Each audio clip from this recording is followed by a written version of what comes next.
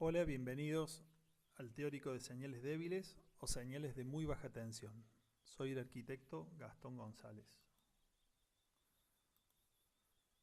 Bueno, vamos a hablar de sistemas de muy baja tensión. Como ustedes sabrán, la energía eléctrica funciona en diferentes tensiones, desde la etapa de generación hasta el consumo domiciliario en algunos casos. En algunas de estas tensiones sirven exclusivamente para el transporte de la energía, como lo son la alta y la media tensión, o bien para el consumo, como es la baja tensión, en el orden de los 220 voltios o 380 en el caso de acometidas trifásicas. Los sistemas que hablaremos hoy oscilan entre 0 y 50 voltios, es decir, son bajísimas intensidades. Para poner en marcha normalmente sistemas de automatismos, de comunicación o de control. Estos sistemas se componen básicamente de cuatro partes, es decir, una parte sensitiva que recibe una señal, un procesador lógico y un actuador que recibe la acción, que realiza la acción. Esto está todo controlado por medio de interfaces, que son el modo de comunicarnos con estos sistemas, que veremos más adelante.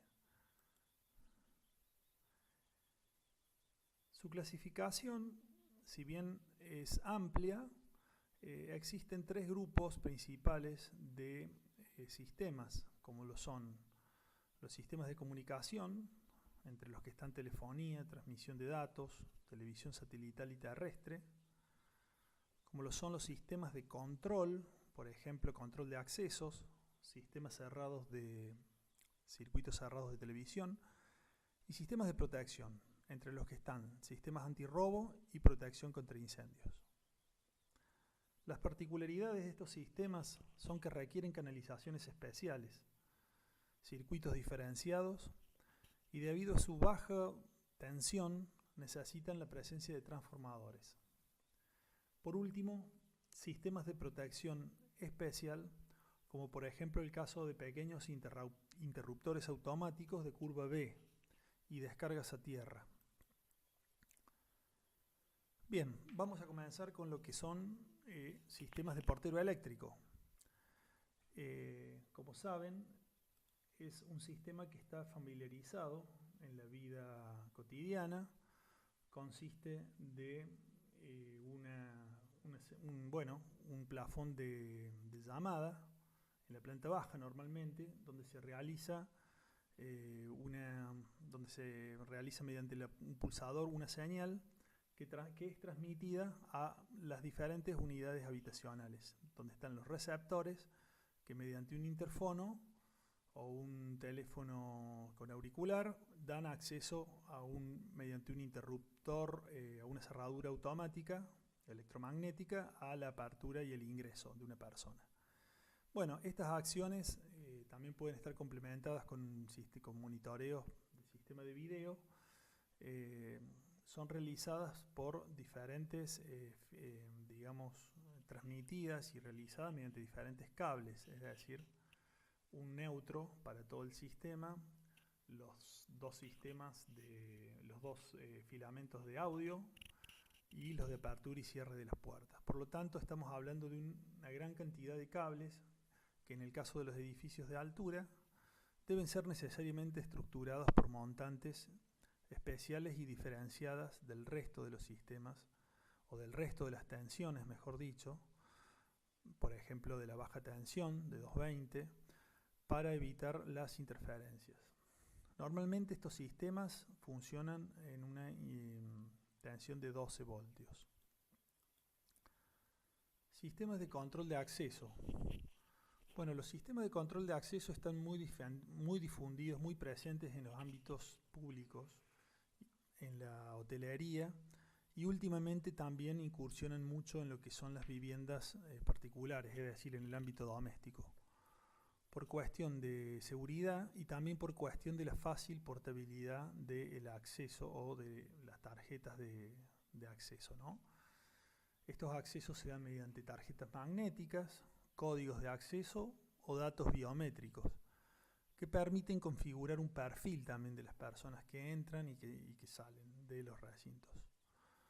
Los sistemas se componen, como vimos más o menos en el esquema en un principio, de un controlador también, de un lector, que en este caso es el que recibe los datos, ya sea códigos, la lectura de la tarjeta o datos biométricos, y los llevan al controlador, que es el que permite la entrada, digamos, liberando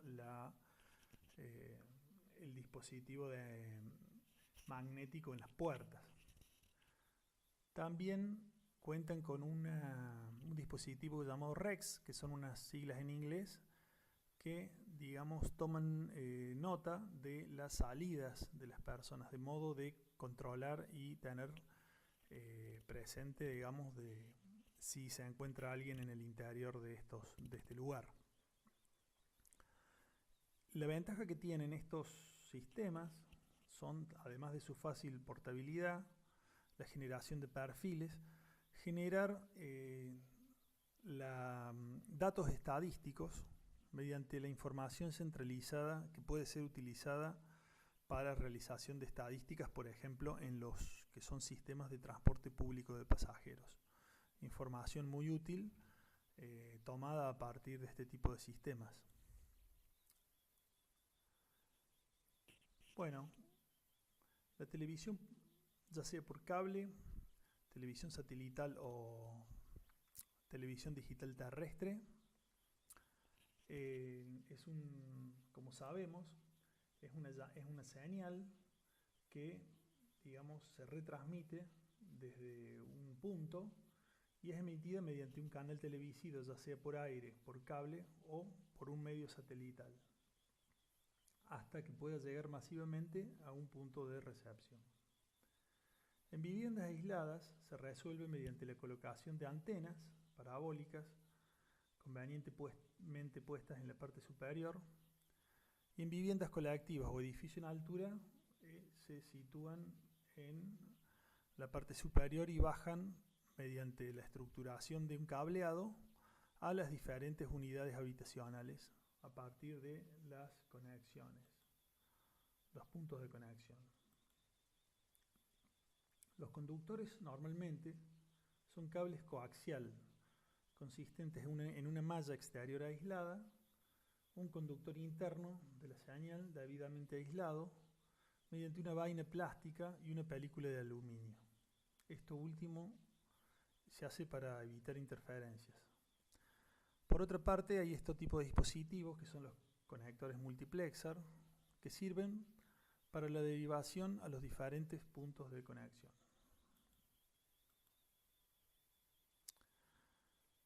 Telefonía fija e internet.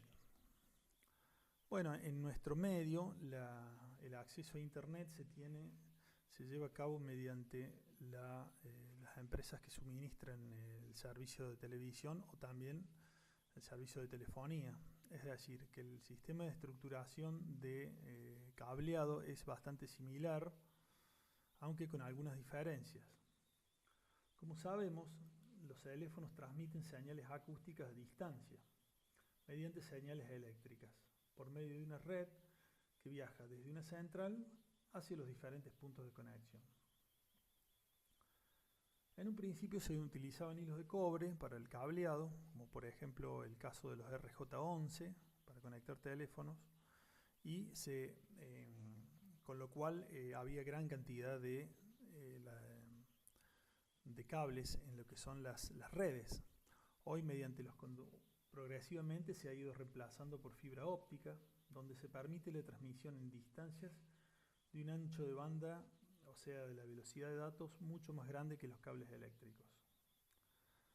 En los edificios en altura es necesario estructurar estas conexiones desde la cometida de la vía pública, pasando por un armario general donde se interconectan los diferentes pares y unas cañerías exclusivas para evitar interferencias, así llegar al cableado interno y la conexión. es importante también las canalizaciones hechas mediante PVC rígido o acero en el caso que sean exteriores. Los cableados deben ser hechos en forma ordenada de modo de evitar lo más posible las interferencias telefónicas, evitando por ejemplo casos como este que se muestra aquí en esta foto. Bueno, sistemas de protección contra robo. Estos sistemas están presentes predominantemente en edificios que han sido temporalmente deshabitados. Tienen la característica de necesitar mantenerse activos, aunque sea durante las interrupciones, incluso, mejor dicho, durante las interrupciones del servicio eléctrico. Como ya hemos visto antes, se componen básicamente de unas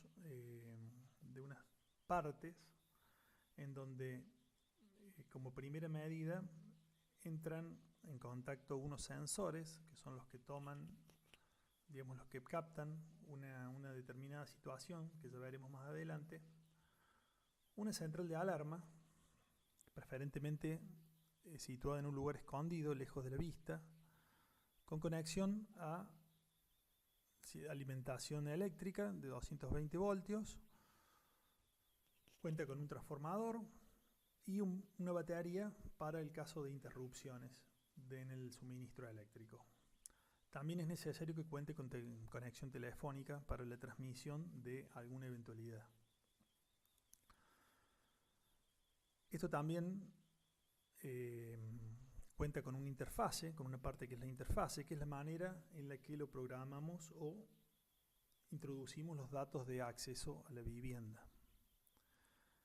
Este código puede ser introducido mediante un teclado fijo que se encuentra en el muro y ahora mediante dispositivos celulares u ordenadores.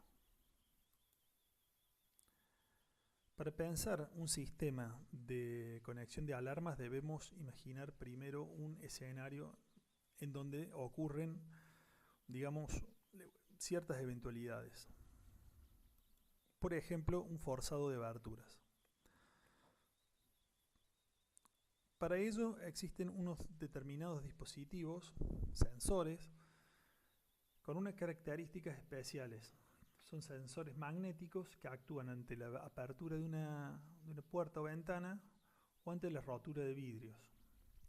Estos sensores establecen entre sí un circuito de señales débiles de muy baja intensidad de corriente que ante una interrupción funcionan enviando los datos a la central de alarmas. Por otra parte, existen otro tipo de sensores que son los detectores de presencia o de intrusión. Una vez que una persona se ha ingresado al interior de una vivienda o de un espacio, son capaces de detectarlo por la presencia de una masa corporal en movimiento, de un peso, de cierto tamaño también y sobre todo de movimiento. En este caso, todos estos parámetros de captación son configurables para evitar así la activación no deseada de este sistema ante la presencia de animales o mascotas. En el caso de los detectores infrarrojos, pueden ser activos, donde se establece un haz infrarrojo entre dos pares de sensores. Al ser interrumpido se activa el sistema. O bien infrarrojos de tipo pasivo, que son detectores de presencia como lo habíamos hablado. Ante cualquiera de estas eventualidades, estos sensores activan una central, que pone en funcionamiento actuadores. Estos actuadores pueden ser desde una señal lumínica, un sistema de sirenas o de aviso sonoro, llamadores telefónicos para dar aviso a las centrales de monitoreo, sistema de trabados de ciertas puertas e incluso videograbaciones, de modo de filmar los eventos de intrusión de personas en los espacios. Bueno, para hablar de costos de este tipo de sistemas, eh, podríamos establecer, basarnos, digamos, en lo que son los costos actuales de la construcción en el ámbito de la ciudad de Córdoba. Por ejemplo, para una vivienda de 80 metros cuadrados, la cual realizaremos en el ejercicio al final de este teórico, ¿no? Y que a valores del día de hoy nos da aproximadamente un valor que ronda los 4,5 millones de pesos, con lo cual un sistema de alarma con 4 dispositivos o 6 dispositivos magnéticos más 2 infrarrojos, tal y como está implementado en la vivienda de ejemplo, nos da un costo aproximado de 3.500 pesos. Es decir, que su incidencia es aproximadamente de un 0,7% del valor total de la vivienda. Es decir, que no llega al 1% el precio de esta instalación en el precio total.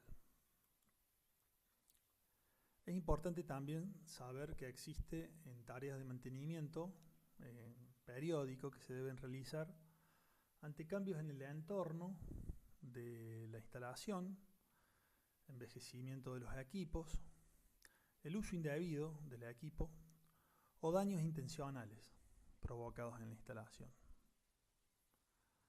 También es importante contarle con la documentación técnica que nos suministrará el instalador, que consta de una descripción del sistema, una memoria descriptiva, un manual de usuario, unas reglas de funcionamiento, que esto las establece cada usuario en función de de sus necesidades, y por último un certificado de garantía de los dispositivos y de la instalación en general. Sistemas contra incendio. Bueno, ante un incendio ocurren una serie de eventualidades que las podemos separar en etapas. Por ejemplo, en una primera etapa, la presencia de humo o de emanación de gases de combustión. En una segunda etapa, la presencia de humos. Y en una tercera etapa ya se hace visible la presencia de llamas y calor. Al igual que en el anterior, se trata de un sistema automatizado de protección que consta de dispositivos de detección que se comunican con una central de alarma para dar paso a la acción de los distintos actuadores que veremos más adelante. En función de estas etapas existen los diferentes sensores para estos sistemas de antiincendio.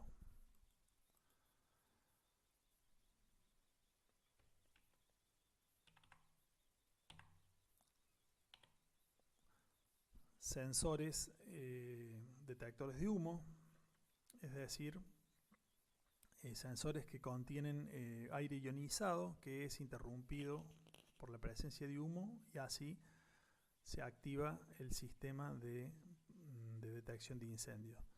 Detectores ópticos funcionan de manera parecida, nada más que con una presencia de un haz infrarrojo en el interior, interrumpido por la presencia de humo. También existen detectores térmicos por los cambios de temperatura o por detectar grandes temperaturas en el ambiente. Estos sensores dan aviso a una central de alarma mediante la cual realiza unas acciones que pueden estar diferidas en el tiempo. Esta es una serie de acciones. La primera acción se haría acciones de aviso mediante alarmas. Es decir, pueden ser alarmas, señales luminosas o alarmas sonoras. ¿Por qué existe este retardo de tiempo? Bueno, hay veces en las que puede darse el caso de la puesta en marcha del sistema ante situaciones de poco riesgo. Por ejemplo, la captación de humo mediante un cigarrillo o la presencia de combustión de poco volumen o de poca importancia. Recién cuando existe cuando se mantiene este evento o se captan otro tipo de señales mediante los otros dispositivos de los otros sensores, se puede poner en marcha los otros actuadores, que pueden ser sistemas telefónicos, transmisión de llamadas, cierre de puertas para evitar la propagación, incluso la apertura de compuertas para la eliminación de humos. Por último, los sistemas de extinción de incendios, normalmente conformados por rociadores dispuestos en una instalación como veíamos en esta diapositiva anterior. Esto es el esquema de una instalación antiincendio en un edificio en la ciudad de Córdoba, en un palier de un edificio, donde la reglamentación obliga a implementar este tipo de sistemas. Una de las cosas a tomar en cuenta es que la evacuación que se realiza por medio de escaleras, no por medio de ascensores en el caso de incendios, en donde esta caja de escaleras debe estar presurizada. Estos mismos sistemas ponen en marcha un sistema de presurización como es el que se muestra acá, un gran dispositivo para presurizar todo este recinto, de modo de evitar la entrada del ingreso de humos y gases a toda la columna de evacuación. Por otra parte, vemos que existen, la colocación de los diferentes dispositivos dentro de un palier, de modo que sea accesible a todos los departamentos, desde pulsadores, que son, activadores intencionales del sistema, detectores de humo en este caso, la presencia de sirenas, acá en la parte superior de este tabique, y también acá la presencia de un rociador, que si bien acá lo muestra el ejemplo colocado en techo, también pueden estar colocados en un muro. En este caso esto rojo que se ve es una caja para un guardado de un extintor. Es decir, todos los dispositivos en todos y cada uno de los palieres de un edificio en altura. En este gráfico se muestra la mejor disposición de estos detectores, sobre todo, para evitar que se conformen intersticios que no cubra el barrido de estos detectores, el barrido circular. Entonces, de esta manera, puestos de manera solapada, se cubre el 100% de la superficie para la detección de humus en caso de incendio. Bueno, para terminar, esta placa muestra una obra de una empresa que se dedica a lo que es instalaciones de este tipo, de muy baja tensión, la empresa CMC, que realiza esta obra es el Ópera Fan de la ciudad de Villa Carlos Paz. Es una obra muy grande que contiene la totalidad de los sistemas de señales débiles. Y bueno, lo interesante era a ver qué nos podían recomendar este tipo de empresas que realizan obras de esta envergadura. Y básicamente es que se tenga en cuenta desde el inicio de la fase de proyecto, como la mayoría de las instalaciones, se tengan en cuenta las canalizaciones para este tipo de señales débiles, que son cada vez más, que tienen mayor presencia, debido al aumento en el tráfico de datos cada vez mayor del tráfico de datos en general, especialmente de la parte informática. En este caso se realizó un trazado perimetral de una canalización exclusivamente para señales débiles, la cual tiene bocas de acceso a unas distancias no mayores, en este caso, de 20 metros. Y en donde aquí, en este punto, podemos ver ampliado la parte del control de acceso vehicular, en donde vemos el paso de estas canalizaciones, las distintas bocas de acceso, cámaras convenientemente enfocadas hacia lo que es el ingreso y egreso de vehículos, y la recomendación de de lo que es las personas que realizan este tipo de instalaciones. Pero antes, indicar que todos estos dispositivos deben contar con un cuadro de referencias donde indique todas y cada una de las redes de este tipo de instalaciones para evitar confusiones y tener claro en el momento de ubicar los diferentes dispositivos. Otra de las recomendaciones de los instaladores en este caso es la descentralización de estos sistemas. Es decir, tratando de explicarlo sencillamente,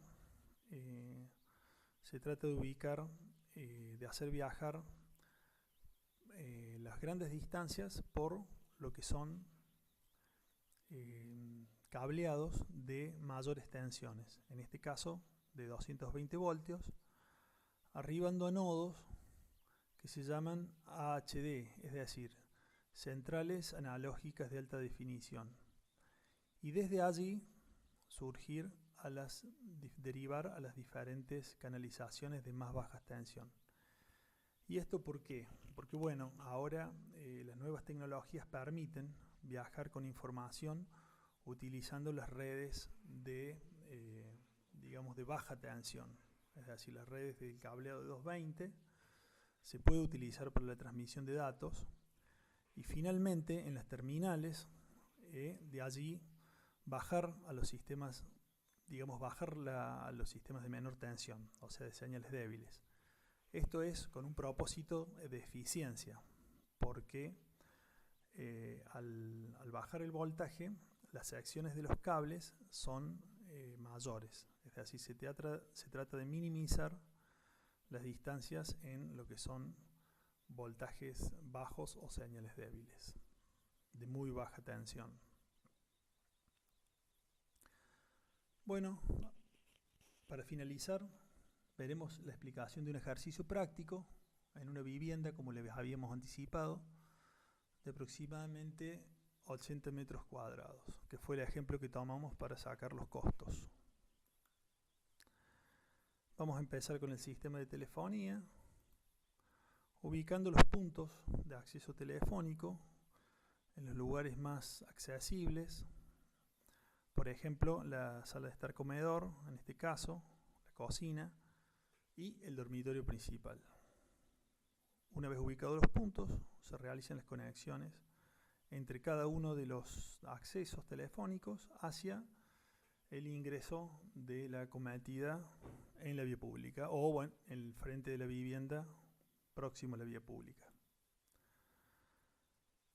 En el caso del sistema de televisión, ubicamos los puntos de acceso a televisión, podría ser en uno de los dormitorios, puede ser el principal, y en la sala de estar. Unimos ambos puntos con un cableado y de ahí los derivamos. En el caso de televisión por cable, a una entrada por una cometida en la fachada o desde la vía pública. En el caso de televisión satelital, será desde una bajada por una montante desde la antena parabólica, situada en la parte superior de la vivienda. Seguimos con el sistema de alarma, donde existen más dispositivos que ubicaremos convenientemente. En el caso de la central, como habíamos dicho, en un lugar oculto, en este caso en el placar de una de las habitaciones, con un tomacorriente cercano para la alimentación. En este caso colocamos también una caja distribuidora para hacer más próximas estas distancias, como habíamos hablado, entre lo que son los detectores, que ubicaremos en cada una de las ventanas como sensores magnéticos, los que habíamos visto, y los sensores infrarrojos apuntando hacia las entradas principales, la entrada de servicio en este caso y la entrada principal. También está el teclado, que es la interfase con la que trabaja este sistema, convenientemente dispuesto en la entrada de la vivienda. Por último, la campanilla o el sistema de sirena para dar aviso ante una eventualidad. Entonces, una vez colocados todos estos dispositivos, se cablea entre cada uno de los sensores, conformando una red perimetral, para lo cual tiene sentido haber instalado esta caja distribuidora, de modo de evitar las grandes, distancias entre las conexiones hacia la central de alarmas. Espero que se entienda.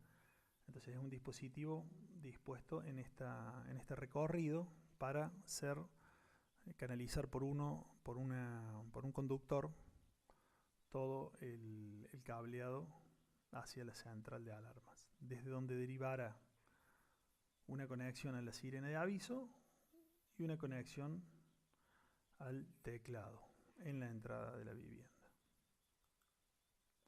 Por último, el portero eléctrico o intercomunicador, situado convenientemente en una parte central de la casa, con la disposición de un tomacorriente para la alimentación, colocando el pulsador de llamada y una conexión entre ambos.